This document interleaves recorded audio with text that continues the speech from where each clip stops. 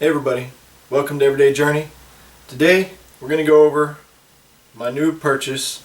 This is the 20-gallon McGraw oil-lube vertical air compressor. Let me go ahead and drag it up here so we can look at it.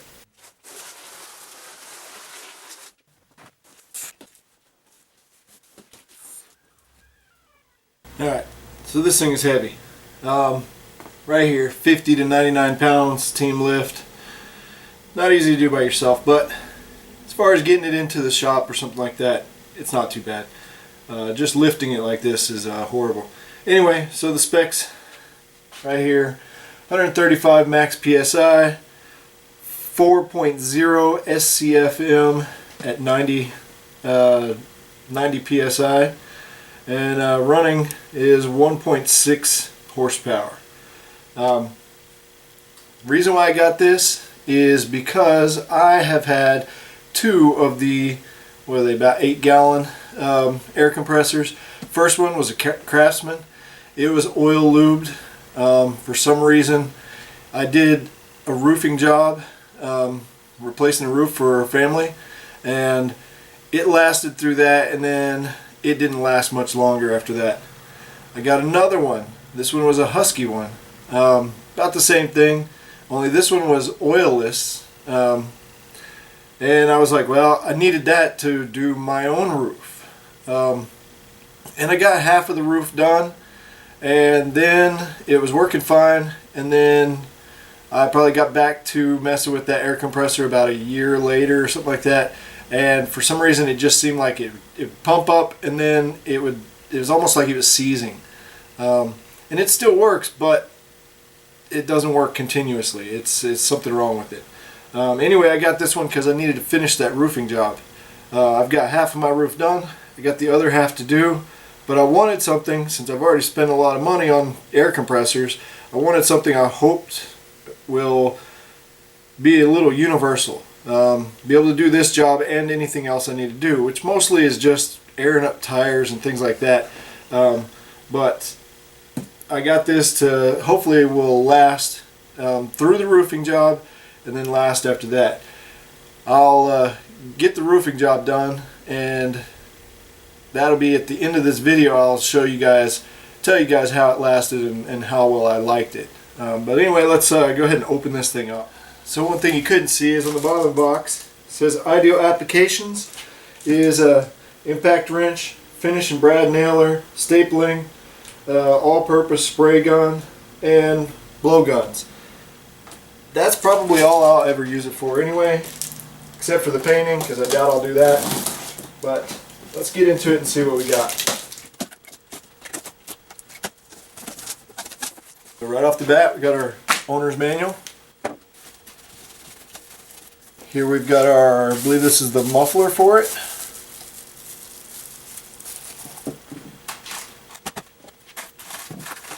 Got a few bolts, most likely for the handle.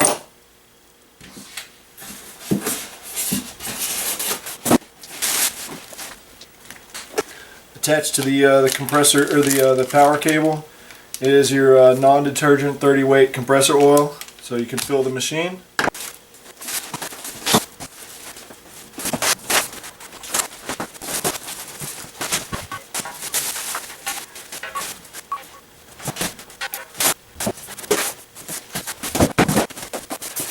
Alright, now we know what the bolts are for.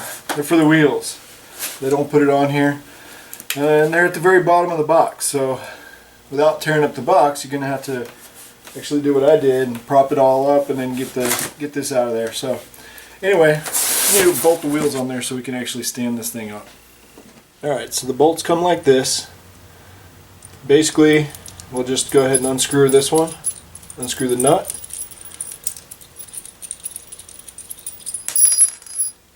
Take our wheel, and we're going to put, it's actually got a longer side right there. That's going to go towards the inside. So we want to put our bolt through the other side, like that, and then put it through. Go ahead and put our lock washer and our nut back on. And I believe this is 18 millimeter.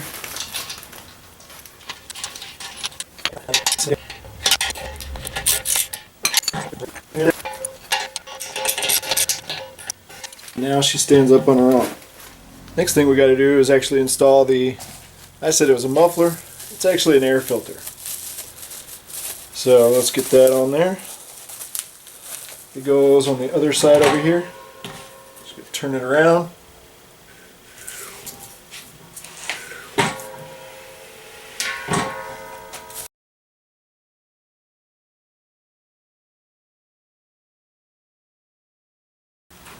It's nice that there's not enough room in between the filter and this casing here to actually put a regular, well, an adjustable wrench anyway.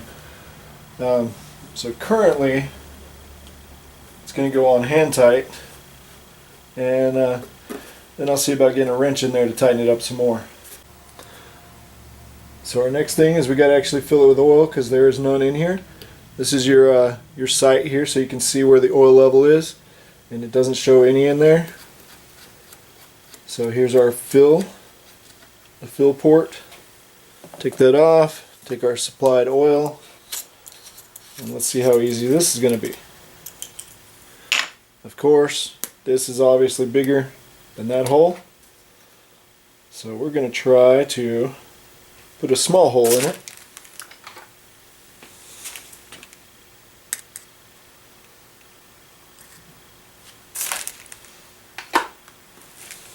See if we can't fill it that way.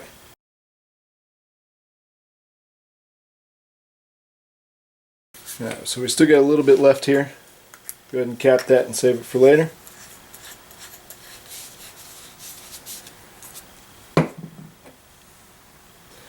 And put our fill plug in. And now it should be ready to go. Alright, so now we got to go through the break-in period. It says to open up the drain valve. Already a little bit of air pressure in there. Of course, plug it in. And then here in a minute, we're going to flip the on switch to turn it on.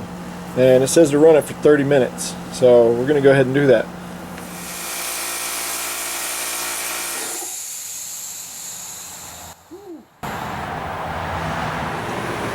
Alright, so I don't see any oil leaks anywhere on it, which is good. The oil level's still good. I'm going to go ahead and close the valve and let it build up some pressure.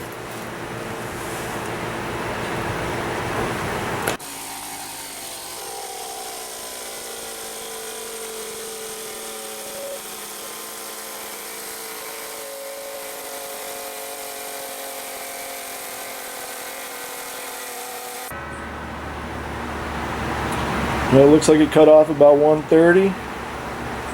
Let's see where it kicks on at.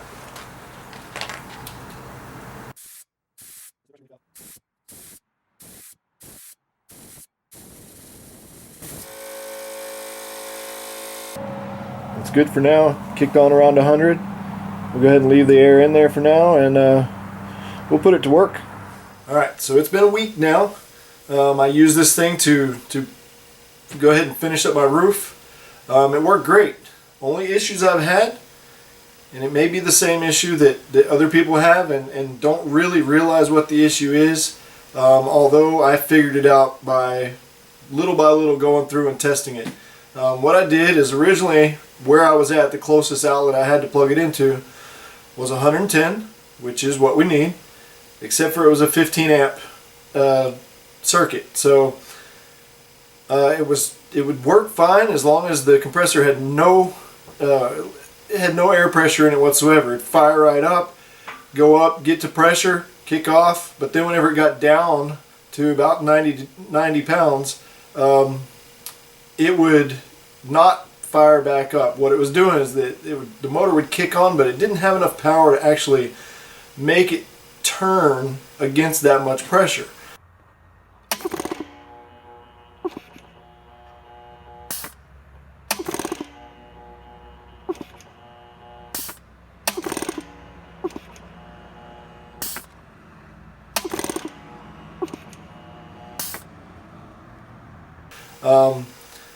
And so I thought, okay, let me plug it into a 20 amp breaker or 20 amp circuit. So I found another outlet that was on a 20 amp circuit, plugged it in, and again I had the same issue.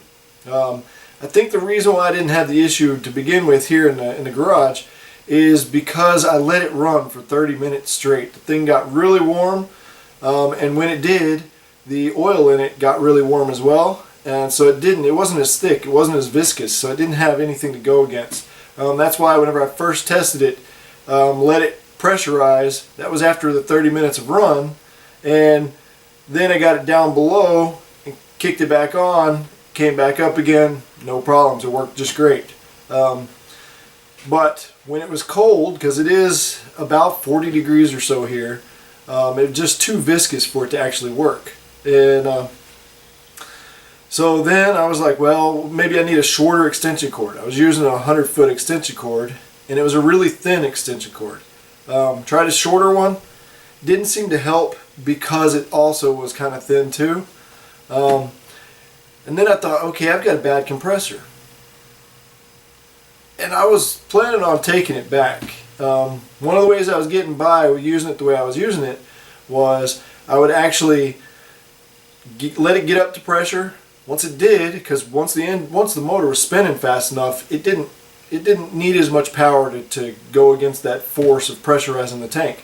But once I used it down to about 90 or so, I would actually climb down off the roof, turn on the valve, let the tank go ahead and empty out, turn it back, or close it again, and then fire it up, and it'd work just fine.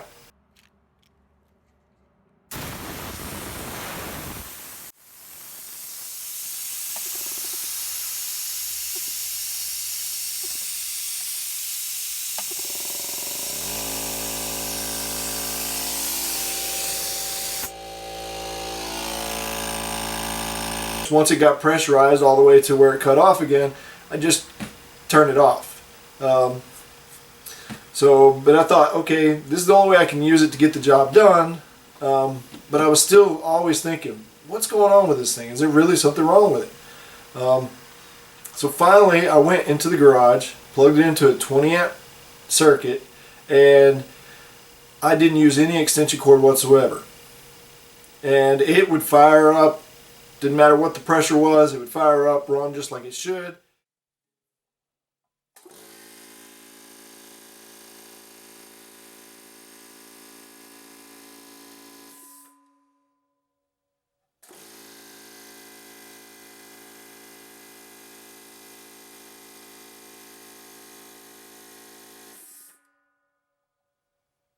So then I knew, okay, one, I've got to use a 20 amp circuit. But two, I've got to use a lot shorter extension cord, and I also need to use a lot thicker gauge extension cord because it needs the power coming through there to be able to actually turn it against that much pressure. So there's nothing wrong with it. I've actually used it for a week, and other than the problem that was just my fault, there were no issues whatsoever. I'm not taking it back. I think it works great. I'm going to go ahead and use it. Yeah, it's only been a week, but that's a week of me using it, all day. And yeah, I had to go down to kick it back on and everything else, but yeah, it worked out well. I don't have any issues with it whatsoever. So it's probably about half the price of what you could get for a name brand one. And actually, before I bought this one, I was like, I'm not going to buy another lesser quality compressor, because the first one I had was a Craftsman, and it was, like I said, about 8 gallons or so. It was a fairly small one. It didn't do too well. The Husky that I have, it's actually right behind this box. It still works, but once it gets to pressure, I'm thinking it's got something issue with the cylinder in there, because it overheats to a point to where it's seizing, and so it will still work, but it's not going to work long that way. So, but again, those are just smaller ones, and they were lesser quality. And I thought to myself, you know what? I'm going to go ahead and get one that's going to work for a while. But I don't really use that much stuff. I don't really use air that much, that often. And So I just couldn't see spending the $800 or so it would take to get one that I know is going to work, or should work anyway, really well. Plus I don't have the space in the shop, as you can see. I mean, I just got no room whatsoever. And so I wanted something that was going to be big enough to work well, but at the same time be small enough that it wouldn't take up too much space. And this one I think does that. Similar brands, or similar type size compressors that I found, they were probably at least double the price. And while I'm looking at those and I'm looking at this and I'm realizing there's not that much of a difference between the two besides the name, I just went ahead and went with this one. It is an oiled. You do add oil to it, as you can see in the setup for it, for all of it. And that's what I wanted. I just don't like an oilless one, because at least with an oiled one you can change the oil if you need to. You know, put in fresh lubricant in there, so hopefully it'll last a lot longer. The other ones, there's nothing. It's just use it until it dies and hope that it lasts long enough for your needs. I just didn't want to do that. I thought this would be a better thing. So I would recommend anybody getting one of these. I saw lots of reviews, and I think some of the reviews that I saw, I think they were having similar issues as what I was having. I think their whole issue was where they were plugging it in and how they were plugging it in, because if the cord's too long, if you're using a breaker that's, or you know, a circuit that's 15 amps, or it's just not enough for this. And if you're using too long of an extension cord, those 100-foot orange ones, which is what I've got, most of the time they're not that thick of, you know, they're not that thick of a cable. They're not good quality, and you can see it. I mean, I saw it. That's the reason why this one wasn't working well for me, because of my extension cord. So shorter extension cord, thicker gauge, I don't think you're going to have any issues after that. This thing should just fire right up, work like you need it to, and do what it needs to do. Hopefully this is good information for you guys. If nothing else, maybe it's a good troubleshooting video for those who've bought this same or similar type of compressor, or having the same type of issues with the fact that once it's got pressure, it just doesn't want to power and pump up even more.